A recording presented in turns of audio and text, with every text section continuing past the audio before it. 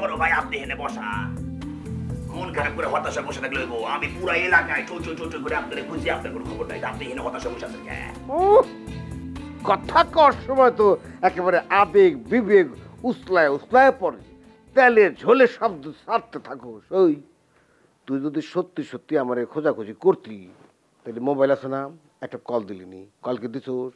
হ্যাঁ, তাহলে আমি বুঝবো কেমনে তুই সত্যি সত্যি আমার খুঁজছিলি। এই যে না হলো আমার বড় ভাই খালি দিয়ে আর বেশি বোঝেন।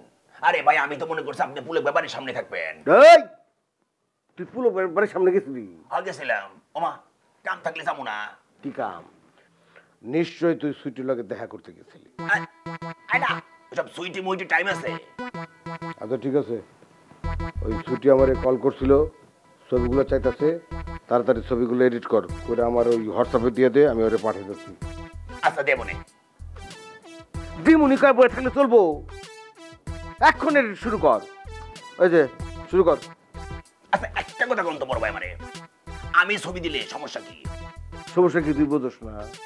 এত বড় একটা অ্যাক্সিডেন্ট হয়ে গেছে, ছবি তোলা হয়েছে, না হলে 500 কয়জনের কাছ থেকে আমরা টাকা নিতে পারবো? ফসকে দেবো না। তুই যদি দিয়ে দেস তাহলে টাকাটা তো আর আদায় করে চাইতেছ না। আমি নিজে পিছিয়ে আনিব। আমি চাই আনিব কইলে হইব না? শোন, একটা জিনিস সবসময় মাথায় রাখবি, তুই হইতেছিস ফটোগ্রাফার। যখন তুই ফটো তুলবি তখন ডাইনে বামে উত্তরে দক্ষিণে উপরে নিচে যেইভাবে হোক ঘুরে ফিরে তুই ফটো তুলবি। ছবি ভালো হওয়া দিয়ে কথা। তোর ছবি তোলা শেষ, তোর দায়িত্ব শেষ। তুই সিন থেকে আউট, সিনে প্রবেশ করবো আমি। কার লগে কিভাবে ডিল করতে হইব, কয় টাকা কার বাকি রেখে ছবি দেওয়া যাবে, কার ছবি কোনো রকম বাকি ছাড়া দেওয়াই যাবে না, এসব তো আমি বুঝি। তুই বোঝোস? তুই বোঝোস না।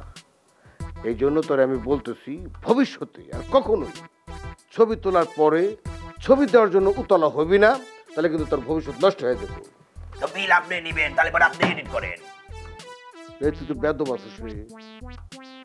গুরুর সাথে কিভাবে কথা বলতে হয়, তোর আচরণ তোর রং না, তখন মানুষ করে অনেক কঠিন হয়ে যাবে। কাজ কর, কাজ কর। আচ্ছা করতেছি। কামের সময় বেশি বাকওয়াস কথা বললে আমার কিন্তু ডিস্টার্ব হয়।